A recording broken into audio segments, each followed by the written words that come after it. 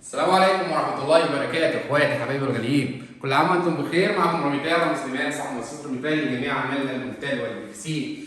فضل من ربنا الحمد لله وصلنا للمستوى اللي كنا بنحلم بيه من زمان، وطبعا متابعينا واللي مش متابعنا فايته كتير جدا بصراحة، لأننا وصلنا لمستوى وعدنا جمهورنا ووعدنا العملاء بتوعنا من فترة طويلة إن احنا هنحقق لهم حلمهم الجودة والضمان والشكل يكونوا تحت مسؤوليتنا، والحمد لله وصلناكم للشكل اللي هو بنفس شكل الخشب وبنفس تفنيش الخشب، ولكن من خامة الألمنيوم أو الكلادين أو الشيت على حسب، ولكن بطلع لكم نفس المستوى ونفس الشكل اللي بتحلموا بيه، بالإضافة للضمان اللي بيكون عندنا مدى الحياة، وما بنشتغلش غير في الخامات اللي احنا معتمدينها فقط لا غير. أي خامة تانية تتعرض علينا أو العميل بتاعنا يقول أنا عايز الخامة دي وعلى ضمانتي، وحتى وهو بيقول على ضمانتي بنقول له سامحنا احنا مش هنشتغل غير في الخامات اللي هنضمنها ليك. وبالفعل مطبخ اللي احنا فيه النهارده مطبخ حد عزيز جدا جدا جدا على قلبي، صديق، واتمنى ان هو يطلب مني خدمه من زمان، او يتمنى ان هو يقول لي انا عايز لو حتى برواز. قال لي انا عندي مطبخ وعايز اكمل عليه، والمطبخ خشب وكده، وزوجتي محتاجه ان هي تكمل على المطبخ. قلت له مفيش اي مشكله، رغم ان انا مش شغال في الخشب زي ما حضراتكم عارفين. قلت له مفيش اي مشكله، هننفذ باذن الله وانا تحت امرك، وهنيجي نقعد مع المدام نشوف طلباتها ايه. لما جيت وبدات اشرح للمدام عيوب الخشب والمشاكل اللي ممكن تواجهها، والضمان هيكون في حدود 4 سنين او 5 سنين بالكثير، لكن مع خامه الكلادنج او مع الخامات اللي احنا بنقدمها بتكون ضمان مدى الحياه. قالت لي خلاص بدل حضرتك هتوصلني للشكل ده، وطبعا لما فرجتها على الشغل بتاعنا قالت الشكل هو نفس الشكل اللي انا نفسي فيه، انا ما يهمنيش الخامه. بعد كده خلاص احنا اتفقنا ان احنا هننفذ الكلادنج. ظهر معايا خامه جديده تمام بنفس فينش الخشب ونفس شكل الخشب، ولكن خامه حديثه اسمها جرين بورد. ايه جرين بورد؟ جرين بورد اهو، دي الضلفه تمام قبل ما يتلزق عليها الشريط اللي هنشرحه دلوقتي. ده خامه الجرين بورد، ده مش خشب يا جماعه، ده خامه الماني تمام، كبس حراري تمام، ضد الميه وضد الحراره، تستحمل الحراره، تشتعل ولكن لا تساعد على الاشتعال. فبالتالي قلت للمدام انا الخامه دي اضمنها لك 100% بعد ما رحت المصنع بنفسي، وبعد ما شفت طريقه التصنيع بتاعته، وبعد ما خدت من المصنع نفسه اعتماد ان الشغل ده ضمان مدى الحياه، واي مشكله هتواجهك احنا معاك وفي ظهرك، وهنكون معاك في اي مشكله هتواجهك ان شاء الله. فبالتالي قلت على بركه الله ونفذنا الروعه، الحاجه الجميله فعلا اللي احنا بعد ما خلصنا اتبهرنا بيها. طيب ليه الانبهار وليه اللي انت بتتكلم فيه ده؟ تعال بص على الوحده من الداخل.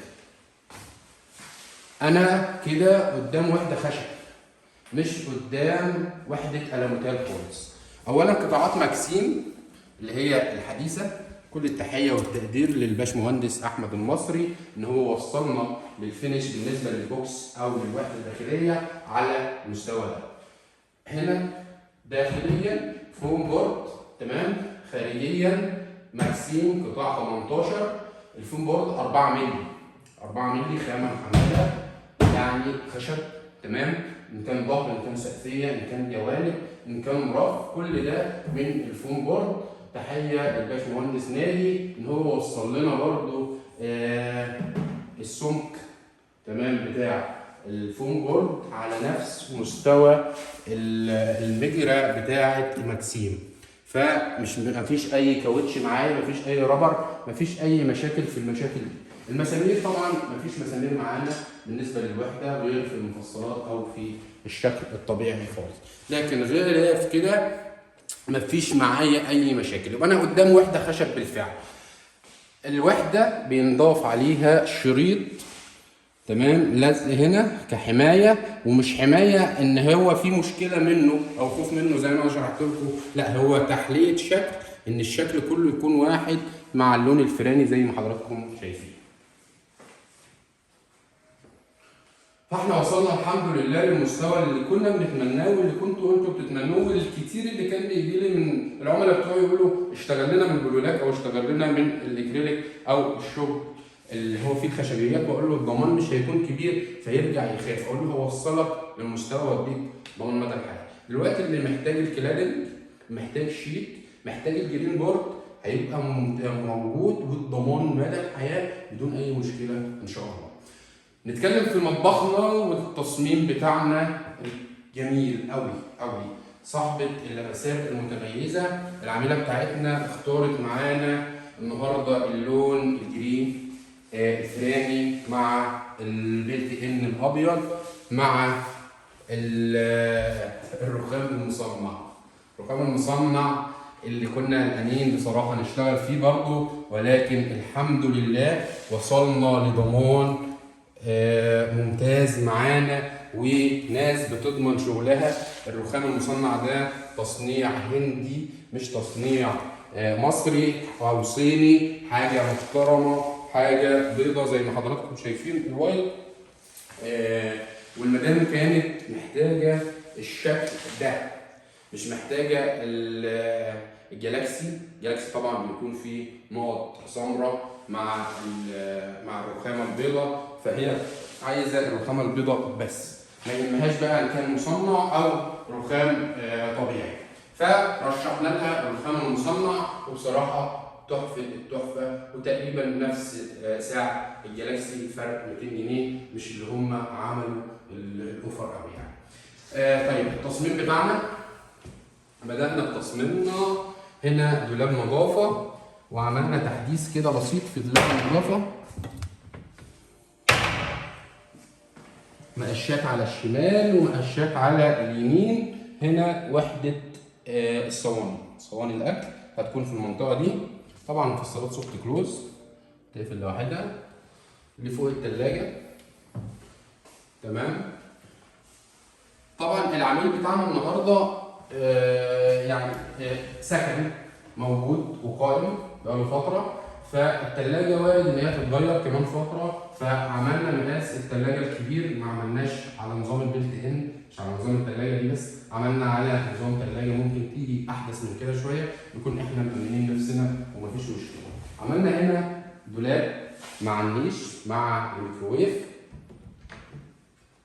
تمام. من تحت عملنا رف ازاز، من فوق برضو ارفف ازاز، واحده كبيره ما شاء الله. الميكروويف هنا كنا قلقانين لان حضراتكم تعلموا ان انا ضد ان الميكروويف يكون داخل واحد، فتخوفنا كمؤسسه راميتال من ان يكون في حراره هنا يحصل في مشكله فيما بعد في المنطقه دي تمام، لان طبعا الحراره بتاعت الميكروويف بتطلع لفوق. عملنا ايه؟ جبنا جزء حراري تمام، اللي هو اللي بيركب في البوتاجازات تمام، الفلت الحراري، وقلنا بالشكل دوت اللي هيتعرض قدامكم دلوقتي، ونفذناه وعملناه تحت وفوق بين الرف وبين الجزء اللي فوق. يعني من هنا ده وحدة رف مثلا او وحدة ارضي تمام، ومن هنا برضو وحدة تانية خالص، مش الاتنين دلوقتي مش واحد، وفي النص ما بينهم في المسافة دي كده تمام اللي هو الفيلم الحراري تمام. فكده احنا مطمنين لو حتى حصل اي حرارة او اي حاجة مش هتأثر معانا على المنطقة ديت نهائيا، ويبقى في امان. بالاضافة كمان عملنا فايبر كمان اضافي ليه غير الفوم بورد، كده يبقى الاجزاء كلها محمله ومتينه مفيش اي مشاكل نهائيا كحراره كده. عملنا برضو فريم خارجي علشان نظهر الشاشه بتاعت البيلت ان بس، من هنا بتاعت الميكروويف يبقى نظام بيلت ان، رغم ان الفرن التاني اصلا يا جماعه لسه دي فرن اكبر شويه. في الحاله دي هنقدر ان احنا نفك الضلفه دي، يبقى وصلنا للمستويين في وقت واحد. ده فضل معانا شغال، التاني جه هيبقى شغال معانا مفيش مشكله. بصراحه الرخام روعه، يعني هنتكلم عليه دلوقتي، رخام جميل جدا بصراحه. واحده هنا التخزين تمام. وعمقنا زي ما حضراتكم شايفين، طبعا العمق بتاعنا كله 60 سم زي ما حضراتكم شايفين، بيكون متساوي ومتناسق مع الثلاجه مع البوتاجاز. كل الاعماق بتاعتنا بتكون 60 زي ما حضراتكم شايفين معانا. الجناب حتى هنا تمام جزء كامل، ضلفه كامله، بحيث ان احنا نطلع الشكل نفس الشكل. طبعا دي كلفه تانيه خالص وشغل تاني خالص، ولكن داخل مؤسسه راميتال عمرنا ما فكرنا الكلفه هتبقى كام، على قد ما احنا نكون راضيين كل الرضا عن شغلنا. ومن ضمن الرضا يا جماعه، احنا هنا في اسماعيليه، داخل اسماعيليه بنركب المطبخ عند الساعه 11، طالعين من الفجر من المنصوره علشان نيجي ونكون راضيين. حتى العميل بتاعنا بيقول يا جماعه انتوا تعبتوا، انتوا عملتوا، قلنا له احنا مش هنمشي الا واحنا راضيين عن شغلنا. بفضل من ربنا راضيين كل الرضا على الشغل بتاعنا. هنا بالنسبه لدراعات الهاكم، برضه دراعات سوفت كلوز. يعني ايه سوفت كلوز؟ يعني هننزل الضلفه كده وهنسيبها تقفل لوحدها، يعني حتى لو هي اتنست تمام، حد نزلها كده نزل هي ضلفه هتقفل الضلفه لوحدها تمام. مع الشكل طبعا والتفنيش بالنسبه للبلت ان الابيض مستوى واحد كله ونظام واحد. اتكلمنا على الوحده دي. هنا الشفاط ان شاء الله، الشفاط لسه هنجيله زياره تانيه نركبه باذن الله. طبعا بنعمل حسابنا على الغاز الطبيعي في اي وقت، سواء هنا او هنا، مفيش اي مشكله بالنسبه لنا. الوحده كبيره زي ما حضراتكم شايفين. كنا اتكلمنا معاكم ان المدام اختارت تصميم رائع بصراحه، واختارت التصميم خطوه بخطوه معانا. كنا عاملين تصميم ورجعنا تاني عدلنا ونظمنا ورتبنا. الاختيار بالنسبه للاجزاء الثوابت اللي فوق دي والاجزاء دي طبعا ده اختيارها. هنا عملنا ازاز هنوصل له دلوقتي. الادراج ما شاء الله، طبعا عارفين لمساتنا في الادراج لو متابعين، قطاعات كبيره. هنا مستوى عالي، هنا في ازاز، في شغل، مش اللي هو مجرد حته المونيا ركبت وبقت درج وخلاص، لا، في شغل وفي تعب وفي ناس عايزه تتعب علشان تطلع شغل كويس. هنا في معانا الخوص مكان التربو. الخوص مكان التربو طبعا حاجه محمله ومتينه، نقدر ان احنا بنديها عصب من تحت عشان ما يبقاش فيها مشكله. هنشيل طبعا الخوص في اي وقت علشان يتنضف بطريقه كده، ناخده وننضفه ونغسله لو احتاجنا الموضوع ده. التهويات طبعا هنا من الحاجات المهمه جدا بالنسبه للخوص.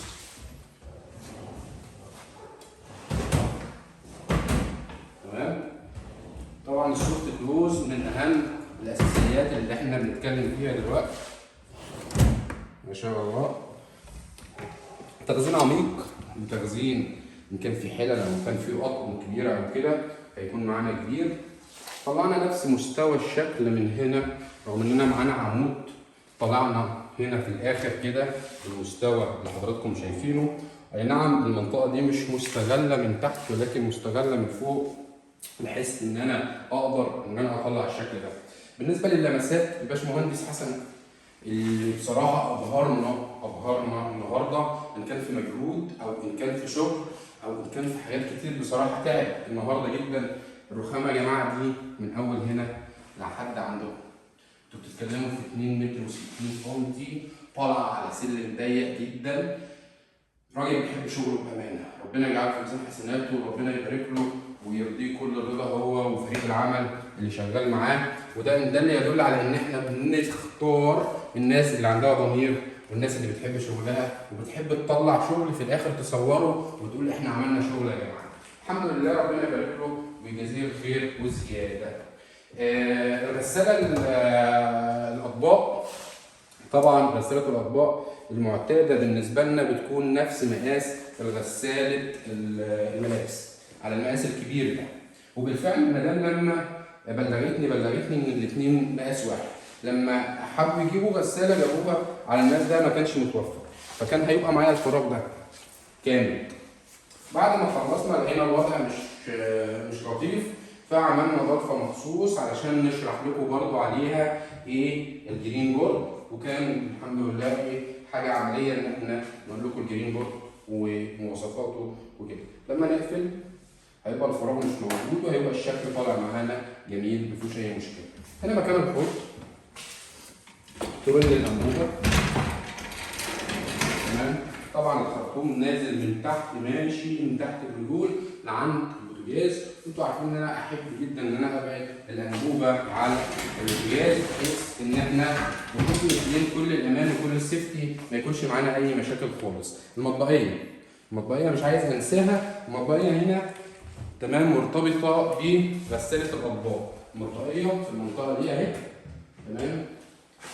ده دراع منطبق احدث من دراع المنطبق اللي احنا بنقدمه لحضراتكم باستمرار. طبعا ده بيركب للاجزاء اللي هي الخشب، تمام، علشان بتكون الضلفه اتقل من الضلفه الثانيه، فبيبقى اغلى شويه وبيبقى تفاصيله اهم من الدراع الثاني. ولكن الدراع الثاني المنطبق طبعا بنضمنه، ولكن ده مش هينفع ان احنا نركب المنطبق على ده. كل شيء وليه حاجته وكل شغل وليه تفاصيله. مطبقيه هنا الاطباق، هنا الكوبايات، هنا الدرج اللي هيحميها من ان هي توسخ الرخامه كل شويه او يسقط فيها ميه او كده. حبت ان هي تنظفها بعد فتره هتاخدها طبعا وتنزلها على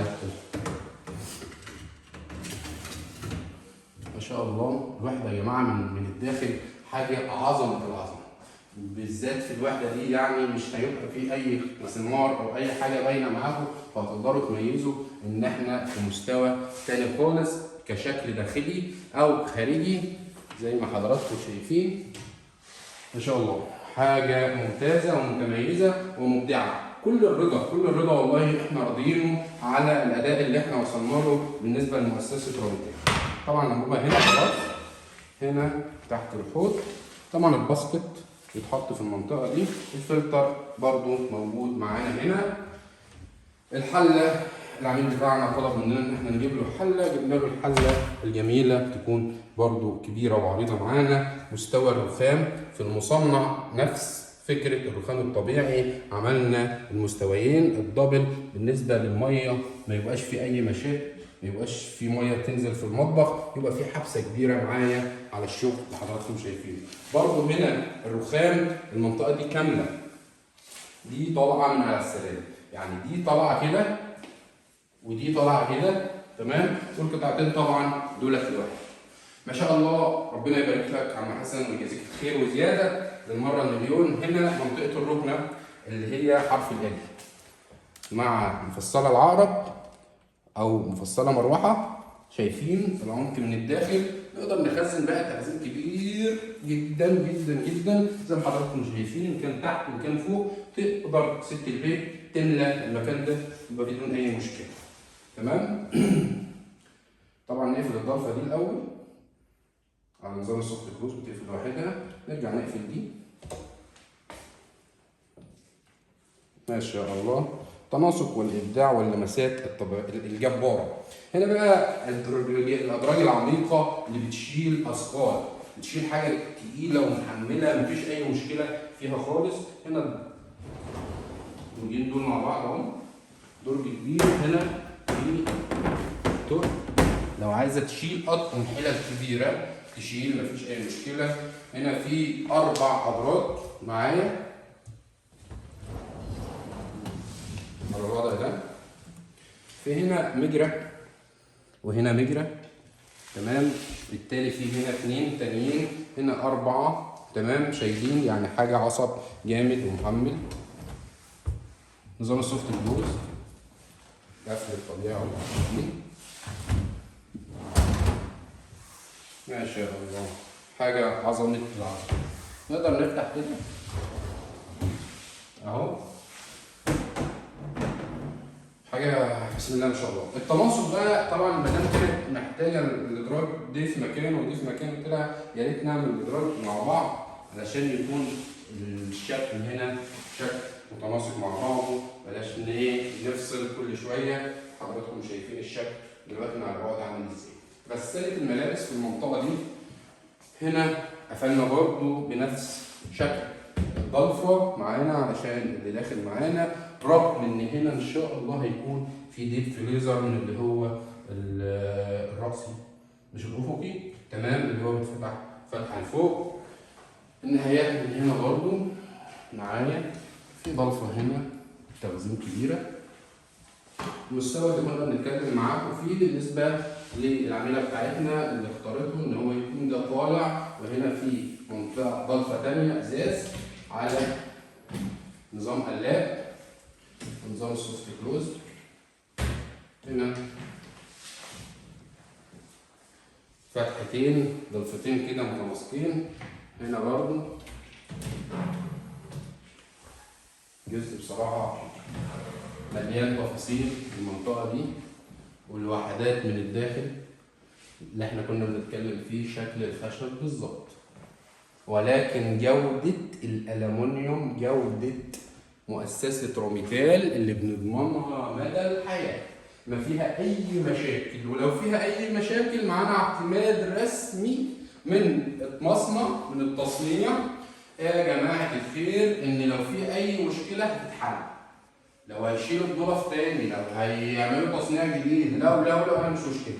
أنا مش هقدم للعميل بتاعي، مش هنقدم للعملاء بتوع مؤسسة روميتال غير الحاجة اللي هنضمنها، الحاجة اللي هنكون راضيين عنها كل رضا.